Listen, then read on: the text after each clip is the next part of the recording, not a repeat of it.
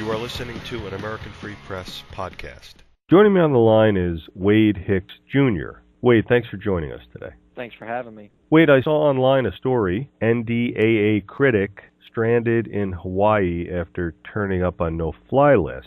I want to get to that in detail in a second, but before we do, for the benefit of the listeners, just give them a little bit of background about who you are, where you're from, and what do you do. My name's Wade Hicks, Jr. I'm from Gulfport, Mississippi. My wife is a U.S. Naval Officer with the Seabees. She was deployed over into Okinawa from her home port in Gulfport, Mississippi. I decided I was going to go take a flight out to go see her months ago, and we've been planning this for a long time, trying to get things done, trying to balance spending time with my son and things like that, trying to get my school lined up, because I'm going back to school right now for my degree in history. I also want to get a Juris Doctorate in constitutional law. By the time all of this stuff is said and done, hopefully I'll be successful in that endeavor. I'm 34 years old. I was a professional mariner by trade. I've worked on some contract vessels with Military Sea Lift Command that were actually owned by a private corporation known as Edison West Offshore. So I've had some connections with the military through that type of employment. So I've held some security clearances doing that job, working ocean surveillance and submarine support. So that's a little bit about my background there as far as clearances and things like that. I'm also a certified volunteer firefighter and a first responder. I held those certifications before 9/11, which I had some interesting views about 9/11 that probably led to me being put on a no-fly list. I've also done search and rescue. I've led search and rescue operations for Hurricane Katrina back in Hancock County. After the storm, I got my amateur radio license, started doing work and getting more vocally active on the radio on WQRZ. I started a radio show called The Free Speech Zone, started talking about constitutional issues and 9/11 and things like that. I started getting involved in the Tea Party movement. I hosted an American Freedom Day rally on July 4th back in 2009. There's some videos of that up on YouTube if you were to Google my name. In addition to all the stories about my no-fly list detention, you'll find those videos as well. So I've been really outspoken about the Constitution for quite a long time. So that's really a good basic understanding about who I am, where I've come from, and some of my background. You're just a regular American who's concerned about the direction of the country, and you think probably that we should return more to the way the founders had originally planned.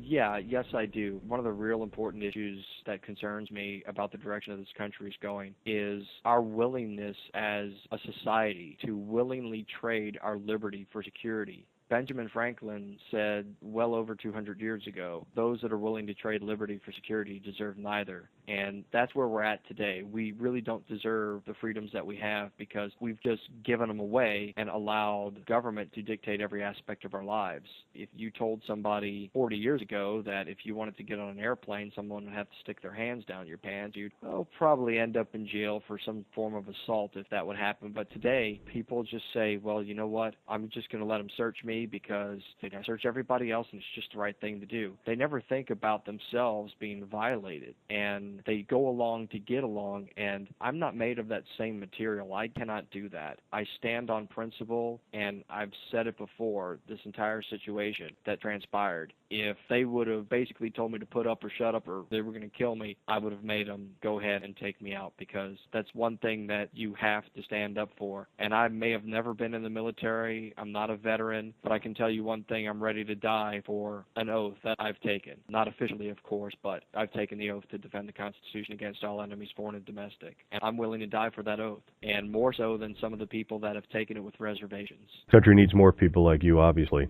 Now, before we go into exactly what happened, we might as well elaborate a little bit on your 9/11 views, because you think that that might have something to do with what happened here. Why don't you go ahead and let the audience know what they are? Yeah, well, back in 2004, 2005, I took a trip over to Scotland. I was at the Fast Lane submarine base in Scotland. Went out in the night drinking on Liberty, ran into some Royal Marines, and they wanted to get into a drinking contest, and it didn't work out too well for them because they were quite inebriated by the time the drinking contest started. So I was just swapping out empty glasses for full glasses, and they were never the wiser. So they really thought I had a really high tolerance for alcohol and made a bunch of friends really instantly that night. Well, one of the Marines, I guess he was kind of questioning 9/11, and the next day after everybody had sobered up, I ran into him out in town, and he says, hey, I got a video that I think you'd like to see, but you don't need to watch it now. Just check it out on the way home. It's yours. You can keep it. So I said, okay, cool, thanks.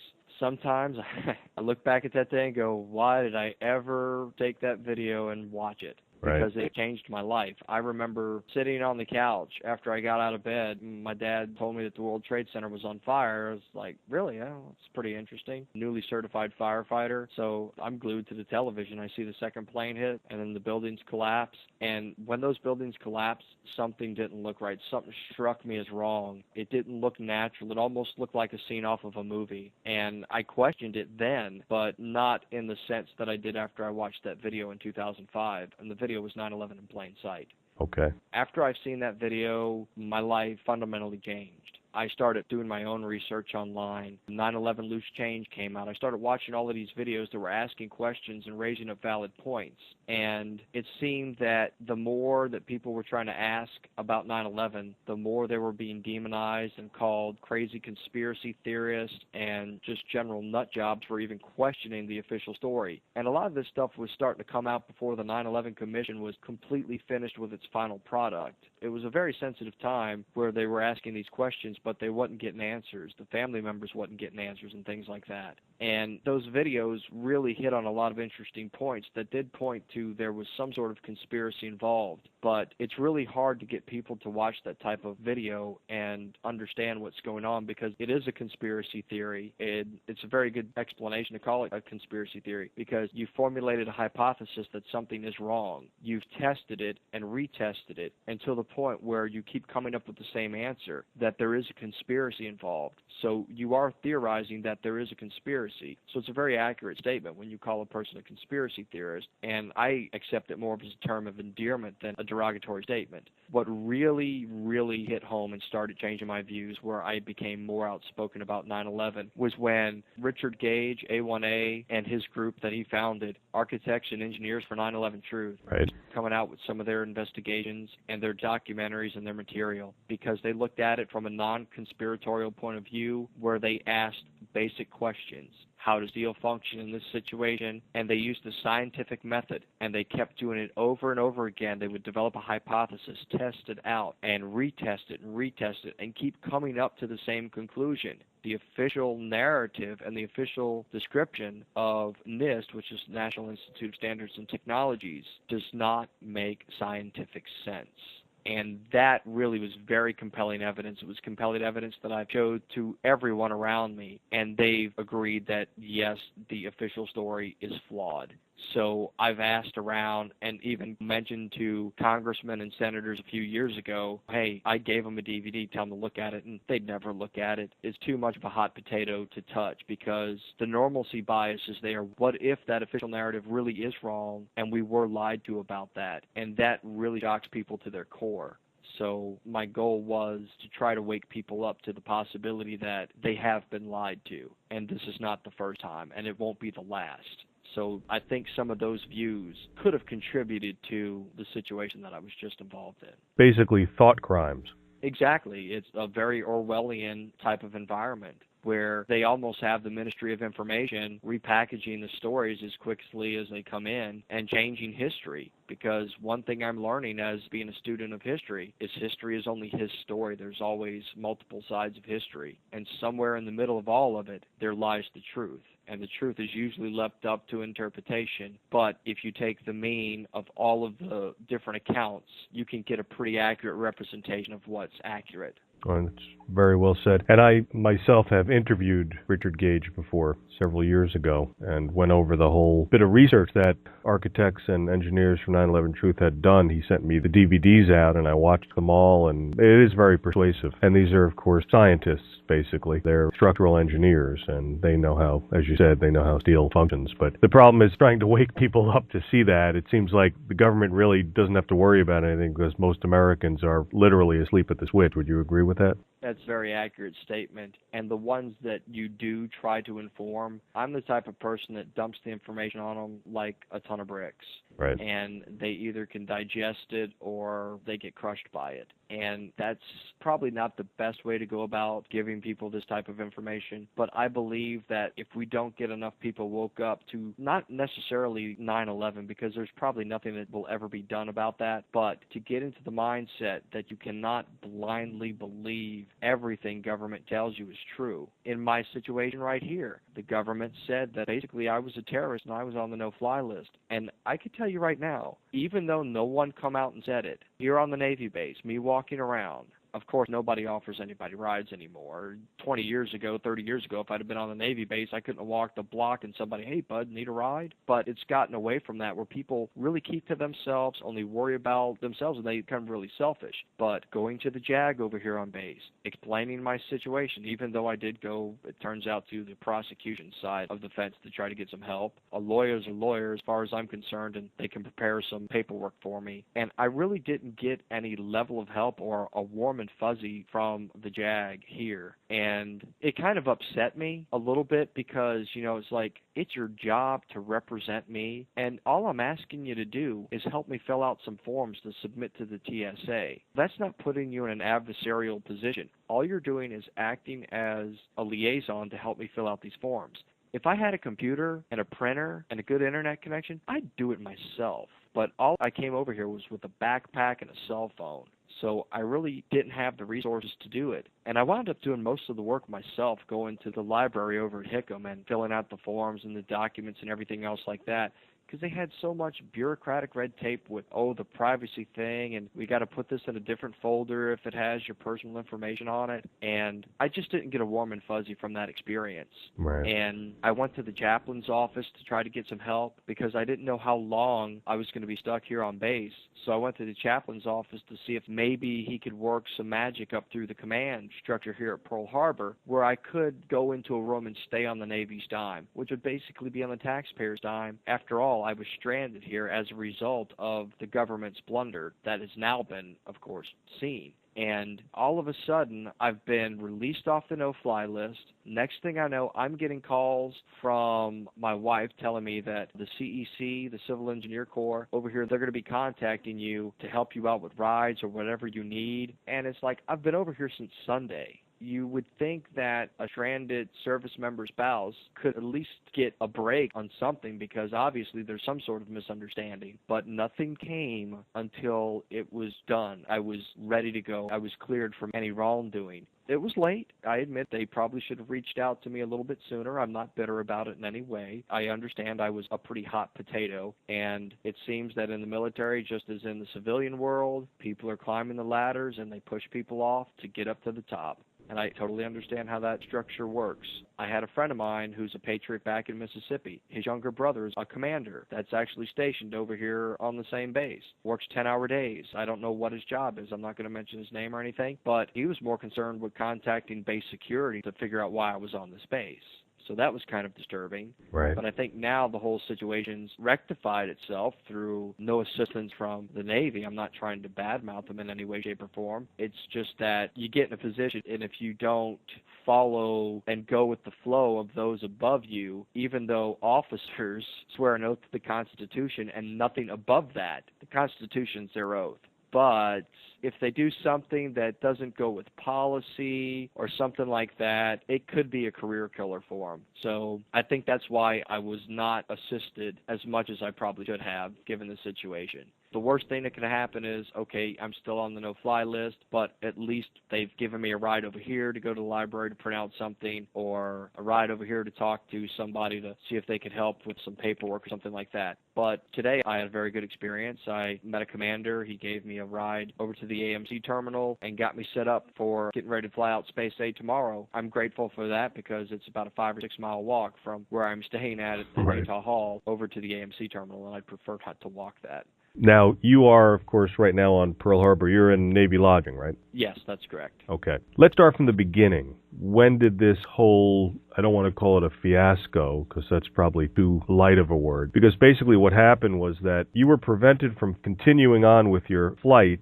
and you were left in this limbo where the possibility existed that you would have to wait a minimum of 45 days to find out if you could fly again. Is that right? That's correct. How did it all start? Go back to the day when you started traveling. Where were you? I know you were traveling on military flights in what used to be called MAC, the Military Airlift Command, which is different now. What's it called right now? It's now the Air Mobility Command. Okay, go ahead. Start from the beginning.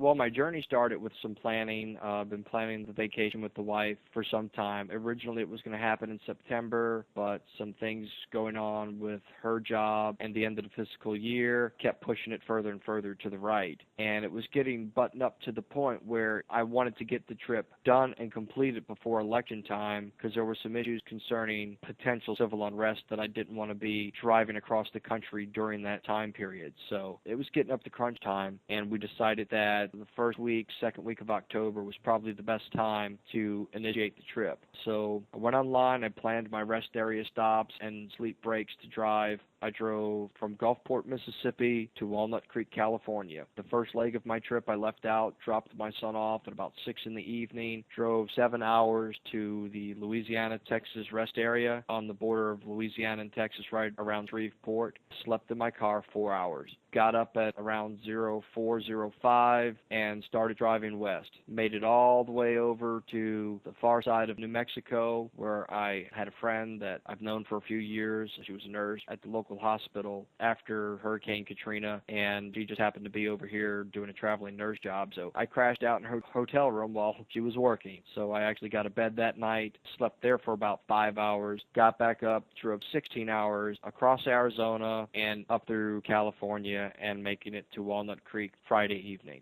Finally got a good night's rest Friday evening. Saturday, showed up to Travis Air Force Base to go ahead and register for travel. Registered, all of my paperwork was in order. I got approved. There was a flight that was leaving out from Travis Air Force Base with a stop at Hickam Air Force Base, ending up in Kadena Air Base in Okinawa, Japan. So I went ahead and put my name in for that flight and waited around, marked myself present. Roll call was at 0630, 73 seats available, 20 passengers. Everyone that was available to fly for that flight got a seat, including myself. No less than 4 times were my passport checked, my ID checked, my boarding passes checked, and people were looking at computer terminals while all of this was happening. So if there was any possibility that anything was out of the ordinary, it would have been discovered at that point.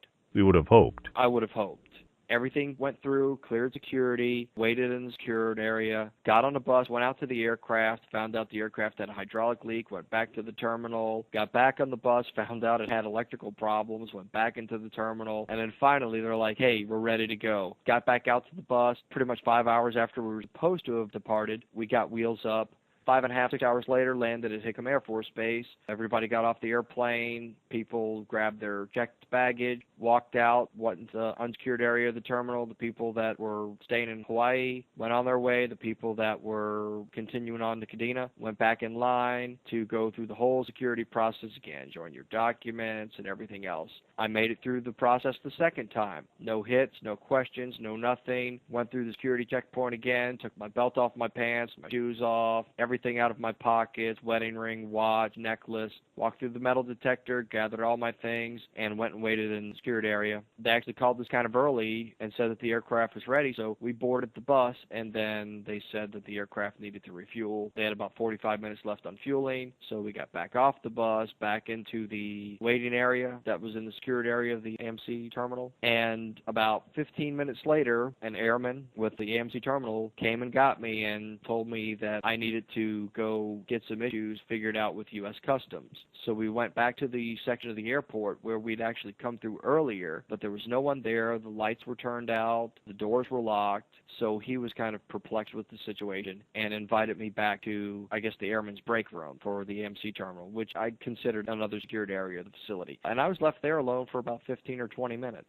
I poked my head around a couple of times during those 15 or 20 minutes to try to get an update, see if he's heard anything. I knew that when I was pulled away from the situation, the aircraft was supposed to be refueling, and I'd heard somebody else say that they'd taken the passengers back out to the bus. So I was getting kind of upset at that point, asking a little bit more often, how much longer is this going to take? Because if the plane's still there, we don't get this situated or figured out, I'd like to go. We can figure something out later. They said they were working on it. About that time, a couple of Air Force Security Forces personnel showed up. They were dressed in their battle equipment, spare magazines, M4 rifles. One of the M4s had a 203 grenade launcher attached, and one of the airmen was carrying around a 50 cal ammo can, which I would assume had maybe 20 grenades in it, 15 or 20 grenades in it. Why don't you tell the listeners what exactly is an M4? An M4 is a military assault rifle. It's a shortened carbine version of the M16A2 rifle. It's designed more for close quarters combat and room clearing type operations.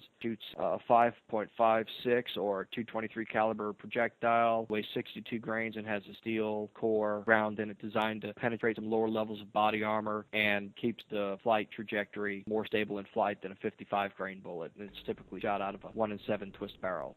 Sounds like a James Bond movie when they ask Bond, hey, you know anything about this gun? I do firearms instruction on the side as well. Okay, there you go. I was wondering how you knew, because you're not even a military man. Yeah, 203 grenade launcher, shoots a 40-millimeter grenade. The grenade is fragmentation grenade, high explosives. Fortunately for me, if they would have shot me with that, it probably wouldn't have blown up because it has to fly so far downrange before it arms itself. So no risk of getting blown up there. Right. So that was a good thing. They didn't use anything on me, so I'm very thankful for that. I guess about an hour or so later, DOD police showed up. They sent one police officer, I guess from the Navy side over. So I was being guarded by DOD police, Air Force security forces, and then finally a lady comes in of Asian descent, hands me a Coke, apologizes that they don't have any water available. She didn't introduce herself at first, so I thought she was just a civilian that was working at the terminal. It felt sorry for me sitting around. Right. She was on the phone. She went back outside, and I guess about an hour or so, she comes back in and introduces herself as a senior special agent with U.S. Customs, Immigration, and Enforcement, or ICE for short. Right. Started asking me some questions, but there were some other people present, so we moved into a more secure office and closed the door behind us. And both of the airmen that were armed, the DOD police officer were there. There was a couple other people that were involved in the initial detainment that stayed in the room. And she started asking me questions. How did I get on the airplane at Travis? And I explained to her the very same details that I explained earlier in this conversation. I showed up, had all of the paperwork in order, went through all of the procedures, and got on the aircraft and flew out here. That's how I got there. And she asked me again, because she kind of thought, I guess, that I snuck on the aircraft. And a C-5, if anyone knows the layout of the C-5, it's the United States military's largest cargo plane in its inventory, to my knowledge. And it does have a passenger seating section that's in the tail of the aircraft, but to access that, you either have to crawl up a ladder inside the cargo compartment, or you have to take a ladder up the outside of the aircraft about 25, 30 feet to get into the passenger compartment. And it's completely segregated from the flight deck of the aircraft. It's completely on the opposite end of the tail. So not the easiest part of the aircraft to get into if you try to sneak into it. And that's the Galaxy, right? Yes, a C-5 Galaxy. Older aircraft, which could probably explain the hydraulic leaks and mechanical problems at Travis. Right, I see it first flew in 1968. Yeah, it's an old airplane. Fairly comfortable. They had nicer seats than most modern airliners. The seats were actually wider. There was plenty of room for my bag under the seat. Very comfortable aircraft to fly in. But a lot of noise. The C-5 aircraft has this distinctive high-pitched whine, and you have to wear earplugs or you'll lose hearing inside the aircraft, right, as well as outside. Right. Very distinctive. No matter where they fly in the world, you hear that sound, you know what it is. Mm-hmm. When those heavily armed military men came in, you said an hour later that lady showed up from ICE, yeah, right? Okay, so what happened within that hour's time frame? Were you just like hanging around and they're hanging around with their guns, and were you guys talking? They were standing up with their guns. I was standing around. I sat down for a minute. I stood up and I said, hey guys, sit down. I'd already walked up and introduced myself, shook their hands, so they knew I wasn't a threat. I had to go to the restroom a couple of times, and I tried not to think about the perception that the people in the terminal had of me, because I was dressed fairly professional, wearing a black polo and coyote-colored 511 pants with black boots. So I did look kind of official, like I'd belonged walking around the terminal with somebody with a gun. But it felt really weird to have to be escorted to the urinal by 3 people with firearms. I guess they thought I may try to make a break for it or something like that, but I was not familiar at all with the terminal, the layout, the area. It would have been stupid to try to run anyway, because where would I go? I'm on an island. Right, plus they don't know you. But what do you look like, Wade, physically? Physically, I'm 6 feet tall, dark hair, dark eyes, weigh about 220 pounds. I've got some facial hair. My hair's cut pretty short, almost into military standards, but not quite. So you're a big guy. You could present a threat. It could be perceived that I could. How long were you actually in that holding pattern there until the next significant event occurred? In the holding pattern for probably about 3 hours, 4 hours or so. Time kind of went along at a weird pace.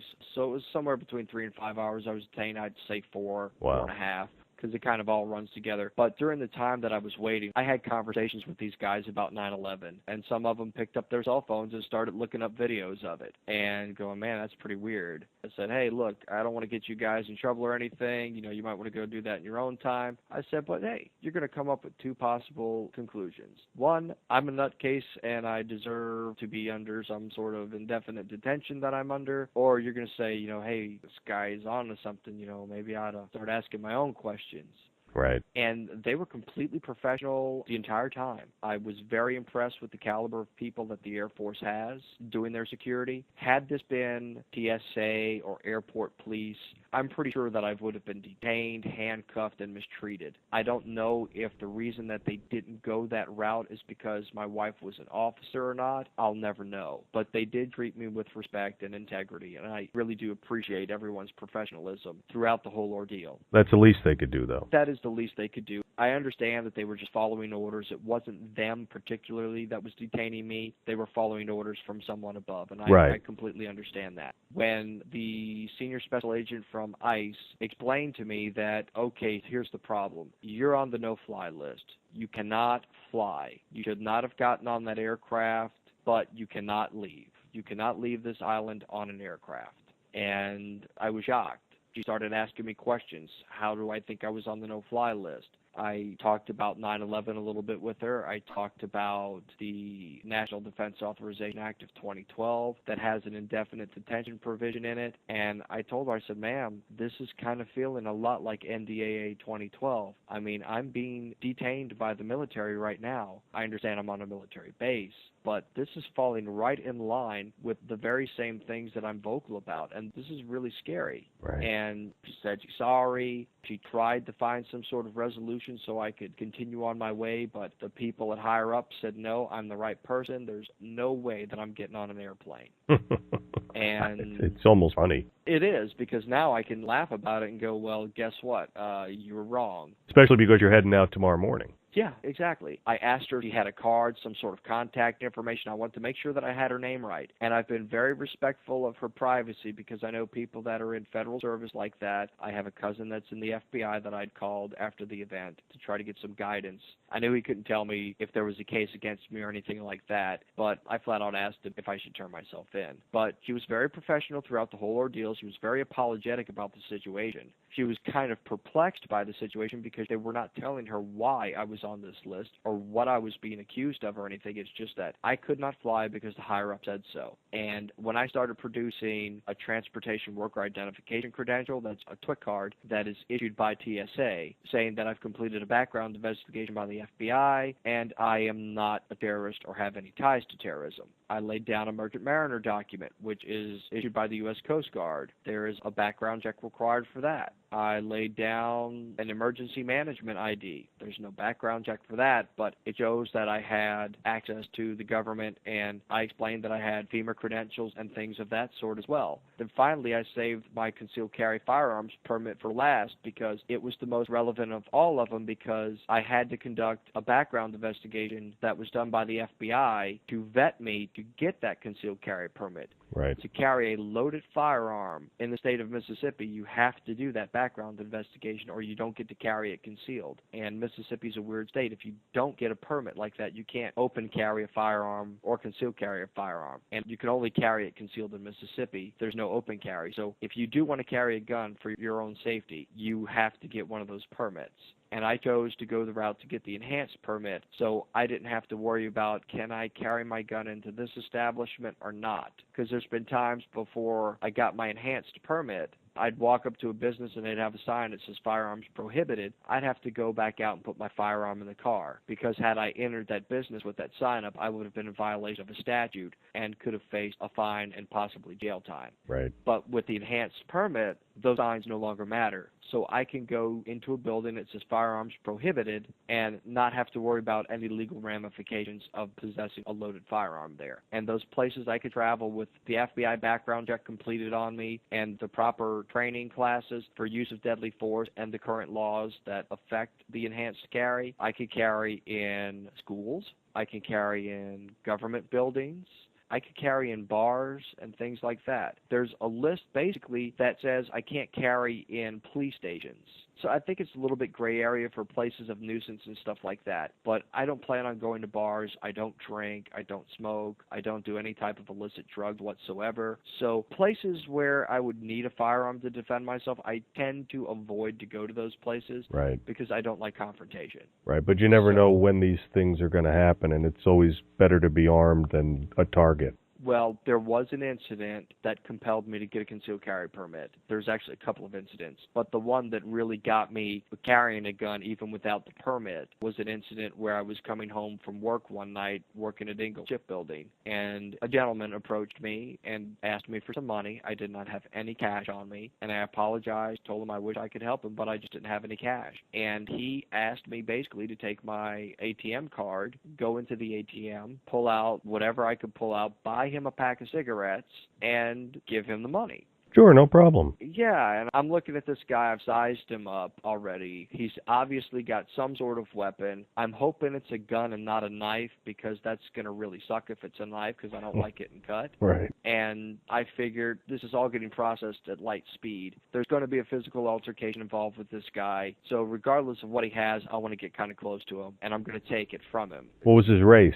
He was African American. Okay. I kind of closed the distance with him a little bit, laughing about the situation to kind of lighten up his mood. And when I got within arm's reach where I knew if he were to pull anything, I would have access to either put it up in the air to the side or something like that, to where if he did fire or try to stab me, I'd have another opportunity to grab it from him. And he reached down in his belt, pulled out a 9mm hot point pistol, and I'm thankful that it wasn't a revolver or he could have blew my hand off. I pushed forward the slide on the gun with my right hand, and with my left hand came up, twisted the gun out of his hand, and simultaneously elbowed him in the face, knocking him to the ground with my left elbow. Nice. I ejected a live round out of the gun to make sure that it did indeed have a round chambered, and I ordered him to the ground or I was going to kill him. And he complied, lucky for him. Yeah. It took the police department about 12 minutes to show up, and I was the bad guy because I had the gun. When seconds count, the police are only minutes Yes. away. To make the long story short, they ordered me to drop the gun. I refused to drop the gun until I'd cleared the weapon, rendered it safe, and threw it far, far away from me so he couldn't lunge forward and grab it, because I'm not too confident that they would shoot and hit him and not hit me. Right. So I wanted to completely take that loaded firearm out of the situation, and then I put my hands up. They handcuffed me, went inside, reviewed the video. A sergeant come out with the police department and told me what I did was incredibly stupid. Yeah, you're alive. I said, yes, sir, you're absolutely correct. I should have triple tapped him as soon as I pulled the gun out of his hands. Right. I would have been well within my rights. What did he say when you said that? He said, well, that would have been murder. No, sir, it wouldn't have. He's already proved that he meant me harm. Imminent jeopardy had been met. Had he done anything else but exactly what I told him to do, I gave him an ultimatum. Had he not done exactly as I told him, I would be covered under the law if I had to shoot him in my defense. If I told him to get on the ground and he stepped toward me, done. Because he's already had the gun, I've taken it from him, and I am not about to get into a fight to struggle for the gun back. I would have triple tapped him. You picked the wrong guy, obviously. I guess he underestimated me because I was dressed in work clothes, covered in paint. I had paint on my face. And that was the first time I've seen it done on TV. I've never practiced it, but it was just one of those things that clicked in my mind. That's what I had to do at that exact moment. It wasn't anything I was trained to do, but it worked, so I got lucky. Thank goodness. It wasn't just luck, it was skill and it was planning. Did you happen to follow this complete waste of flesh's career to find out where he ended up? I really wasn't too concerned with it. Okay. They probably just gave him probation or something like that. I think he'll think twice before going up to somebody like that again, because when I took the gun from him and he was on the ground and his own gun was fixing to be used on him, I'm pretty sure he saw his life flash before his eyes, because he was very apologetic at that point. He was begging for his life, and I just told him, hey, you do anything else but what I tell you, I will kill you. I'm done. You're a dead man if you don't do exactly what I say. So you had to hold the gun over him for 12 minutes.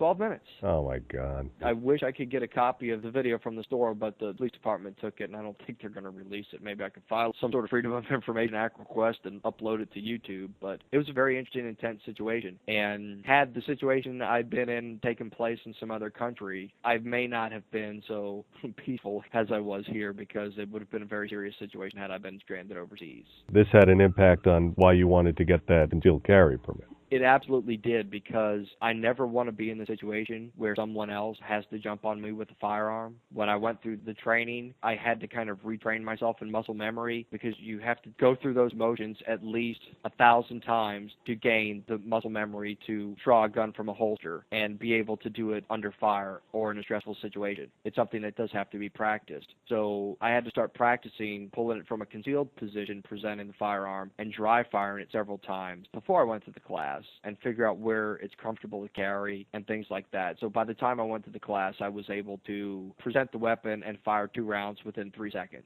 which is generally what they would like to see for a person carrying a concealed semi-automatic firearm. So perhaps these people over at the airport, they might have some knowledge in how difficult it is to get a concealed carry permit, perhaps not in Mississippi, but in general, and that they were probably a little more confused now about why you're on this no-fly list, right? It definitely confused them because it was so recent. That's the thing that I really pushed. It's like, I just got this the other day. The FBI just finished a background check. So whatever happened must have happened very quickly and very recently. That's why I'm perplexed about the situation. Right. Because I've been talking about 9/11 for years. I've talked about the NDAA since November of last year. So something changed that had to be recent.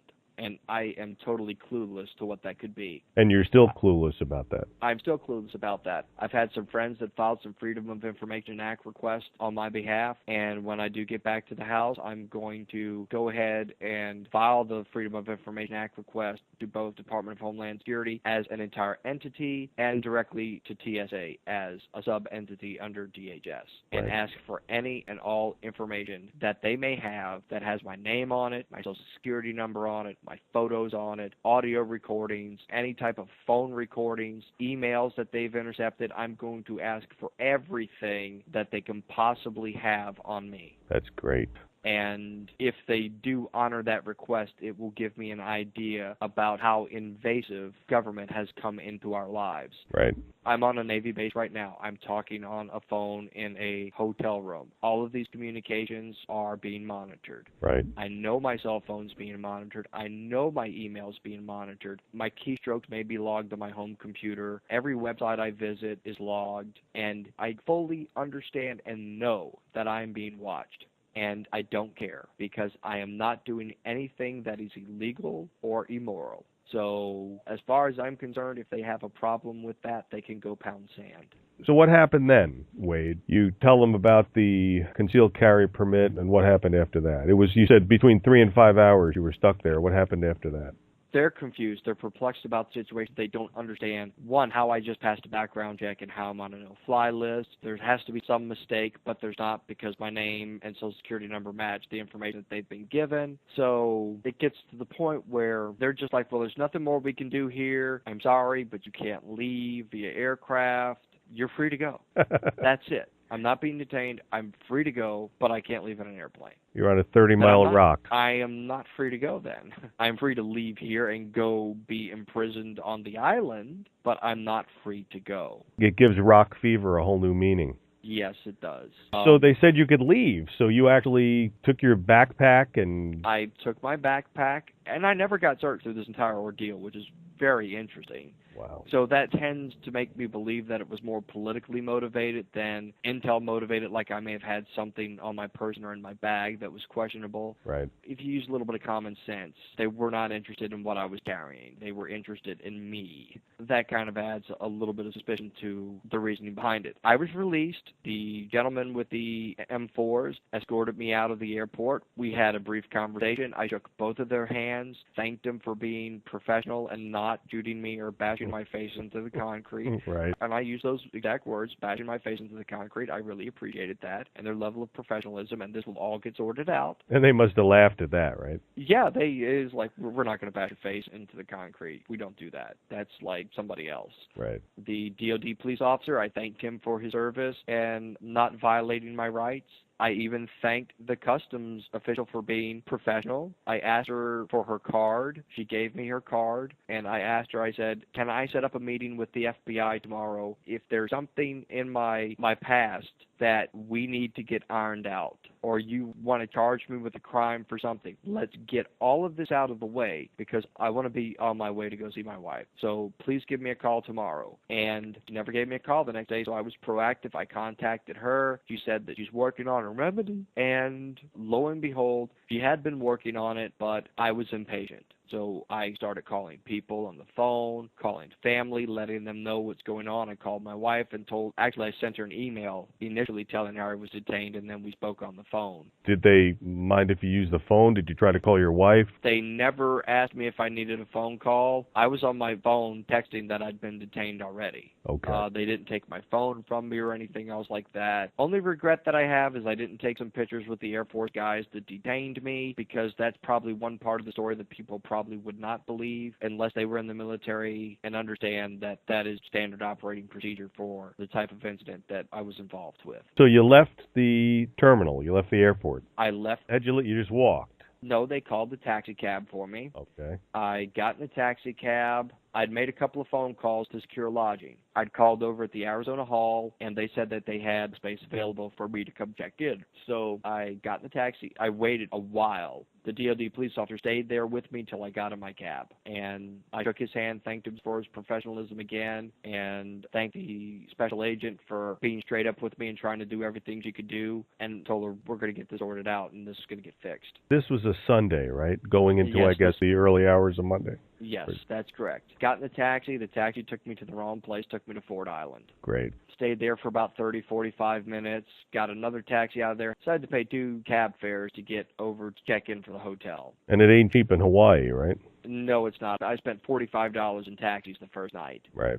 So I wasn't feeling too hot about my situation at that point. I got the hotel, got the room, walked up to the room, got in there, threw my bag down, and kicked off my shoes, and just laid in the bed, and I could not go to sleep. I got on my phone, and I started texting and sending emails and letting everyone I could know about my situation. It was getting daybreak over in Central Time on the lower 48 CONUS, so that first day, I did not get any sleep. I went a good 30, maybe 36 hours before I crashed out. Wow, that's big. I did that once before, and you start to get delirious. You start going into autopilot. Your body starts doing predictive things.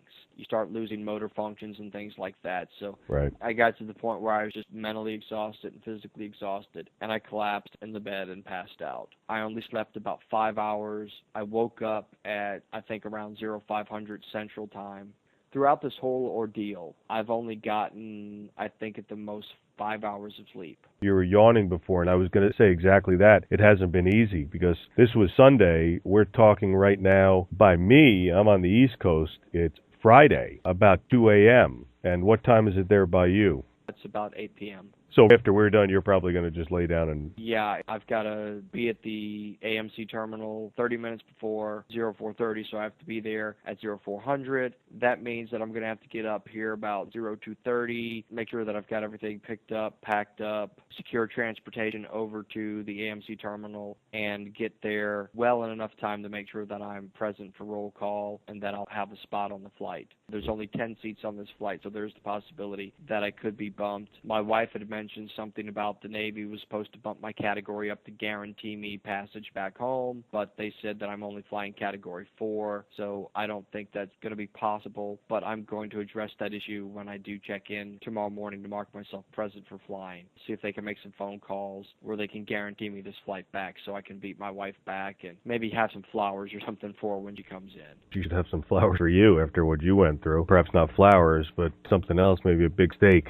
You had those 5 hours sleep, you got up, and you tried to start figuring out what was going on. Obviously, you went through Monday, Tuesday, Wednesday, and just today and Thursday, you found out that everything's okay. What were the significant events that occurred from when you got up after your 5-hour sleep until you found out today that you could fly all of a sudden miraculously? What were the significant things that happened? I contacted a friend of mine in Pennsylvania, goes by the nickname Patriot John. He's a firefighter up there in Pennsylvania, so we had that common bond. I had a website a few years ago. He became a member of it. Myself, him, and about 6 other people have talked on Skype since about 2008, almost on a nightly basis. So we've stayed in contact. Most of us have never even met, but we've stayed in contact and talked about issues concerning our liberties and the Constitution. So they're all patriots. I got on the Skype on my phone, started notifying them of the situation that was going on. John is friends with Doug Hagman of the Hagman Report and explained the situation to them, did the initial interview on the phone with them, recount the incident as it happened. They uploaded the news story not only to their website, homelandsecurity.us, also uploaded that and submitted it to Canada Free Press, which published a story and ran with it. That led to Doug Hagman calling up Alex Jones and Infowars.com, notifying them of my situation, and he did an air spot with them. I went on later and did a recorded interview for the Infowars Nightly News. And between the Hagman and Hagman Report radio show, the written pieces for Canada Free Press, homelandsecurity.us, when the Infowars story came out, there was probably about 2 or 3 stories an hour that were getting posted based off of Hagman's story. And it just kept increasing exponentially. I started getting phone calls from other people like yourself that were independent journalists asking these questions and wanting to do an interview and things like that. So I tried to accommodate as many people as I could given the situation, because I don't want to use the word paranoid because that may make me sound like I was crazy, but I guess the best word would be I was more of a heightened state of situational awareness. I was sleeping with one eye open. I didn't know if somebody was going to come kick the door down in the middle of the night and try to snatch me out of my bed or come in through the windows or anything like that. It wasn't a state of paranoia, because if it would have been possible for that, they would have detained me to begin with. But there was that thought in the back of my mind, what happens if they do? So those nights that I have had some sleep, it was broken, I tossed and turned, and I was aware of what was going on. So in essence, I'm not actually going to get any sleep tonight as well, just because of the simple fact that the time crunch and having to get up in the morning and the excitement of being able to fly back to the contiguous United States and some vacation. A vacation back at home, yeah. Yeah, right. The irony of it is that there are millions and millions and probably hundreds of millions, maybe billions of people across the planet who would die to be in Hawaii. And here's the irony. You were in Hawaii, you couldn't even enjoy 1 minute of it. I was basically exiled in paradise. Exactly. I wanted so bad to go check out the Arizona Memorial and tour the battleship Missouri and I never made it over to Ford's Island to go do that. My wife was telling me, rent a car, buy a computer, buy a suit, go do this, go do that, go see the sights. And I told her, I said, I'm in a situation, and if I had to equate it to anything, I would equate it to a type of combat. I'm now behind enemy lines. I'm trapped, and I don't have a SEAL Team 6 coming to pick me up and extricate me out of the situation. So what limited resources I had with my cell phone and the contacts I had, every waking hour I was texting, talking, working with people, making contacts to the media, trying to get the word out, because I'm a firm believer God helps those who help themselves. And it wasn't going to do me any good to lay in the bed and be completely depressed about the situation and cry about it. It was not going to remedy the situation for me to go sightseeing. My main concern was get this behind me, get myself off the no-fly list, and if it would have took me 2 weeks to do this, I would have been functioning on very limited sleep for 2 weeks to get it done. I was completely dedicated to the mission at hand, which is get myself out of here without having to completely break a bank to do so. Unbelievable. You're on this no-fly list. You have no idea why you're on this no-fly list. Nobody's telling you anything. All the people you contacted through the whole week, Monday, Tuesday, Wednesday, and half the day on Thursday, nobody could tell you anything, right?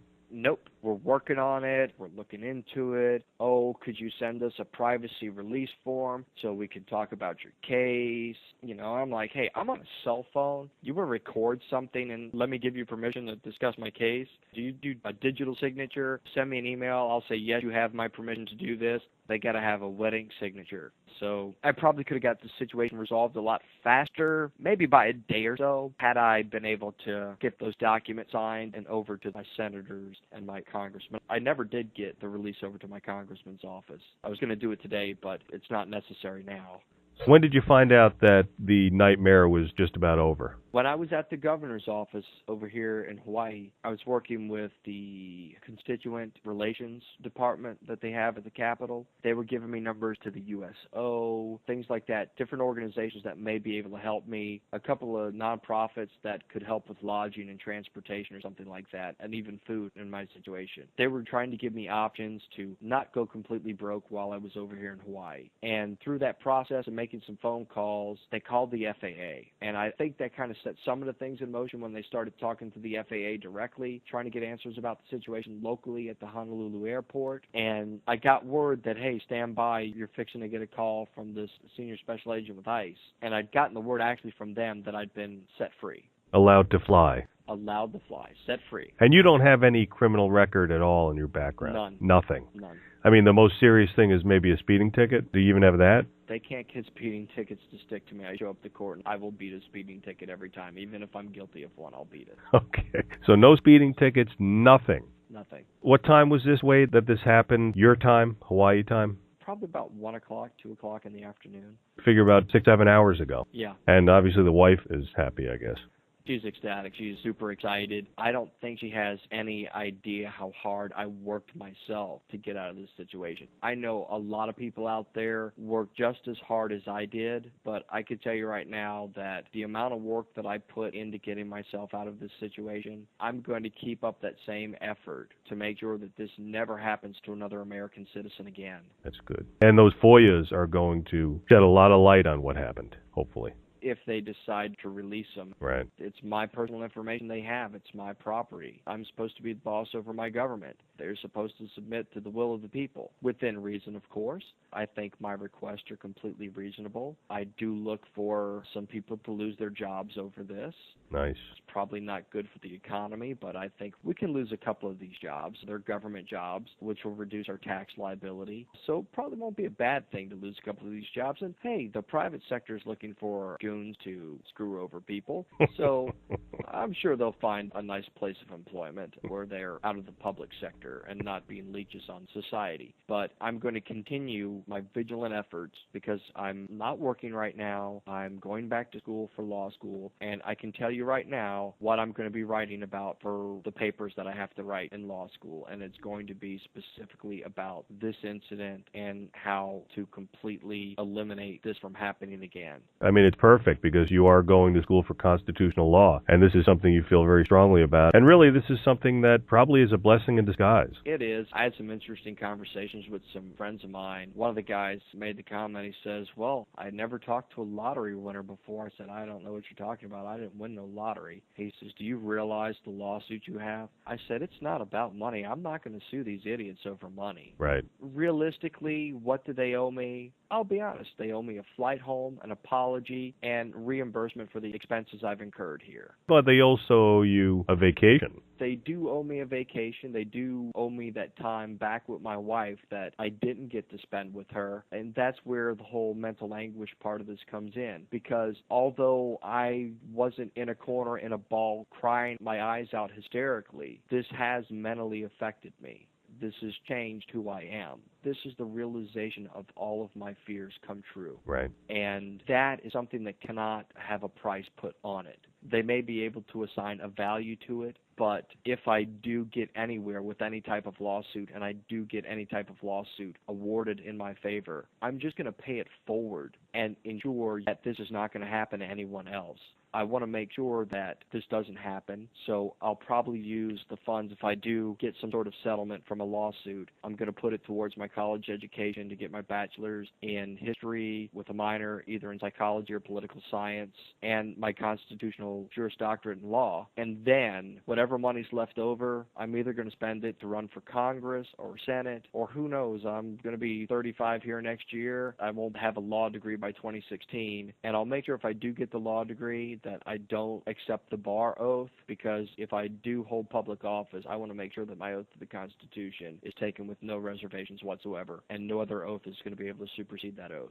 I always say that the government has the unique ability to create activists. They just seem to piss people off. Yeah, they do, and the problem is when they upset a person like myself that is very strong-willed, very stubborn, and stands on principle, they're just going to have to accept the fact that I'm not going to go away, and if they want to disappear me, pack a lunch. They got me over here pretty good. They really did. Very interesting way they did it. They were pretty good at it, but I know they're after me. There's no doubt that they're after me now, and I can act accordingly when I get back home to keep my head on a swivel and watch my back at all times. Check my vehicle for cut brake lines and things like that, because people that are successful like I am in situations like this, they may have something planned for me when I get back home. So just for the record, for the recording, for people that listen to this interview, I have never had suicidal thoughts. I will never kill myself. I will never take my own life. I will not drive my car off a cliff. I won't jump off a building. I won't drown myself. I will not put a gun in my mouth and pull the trigger. I love life, and as down as I was in this entire situation, I never thought once about ending my life. Good. So that is not even in the realm of possibilities. If anything happens to me physically, no matter how much of an accident it looks like, it needs to be investigated and re-investigated, because if it looks too good to be true, it probably is. And I've had a very close personal friend of mine that I know was taken out for what he talked about. And he was a Vietnam veteran, Ops 35th Special Forces, and he was very awake and aware of what was going on and knew what was coming, knew that things like this were going to start happening to us. He was very vocal about that. And he did see an untimely end. He was taken from us way too soon. Wade Hicks, Jr., again, I want to thank you for all the time you spent explaining all this to listeners, and looking forward to you getting out of there tomorrow morning, and also looking forward to speaking to you again and giving us an update on what's happening. I sure will. Thanks for having me.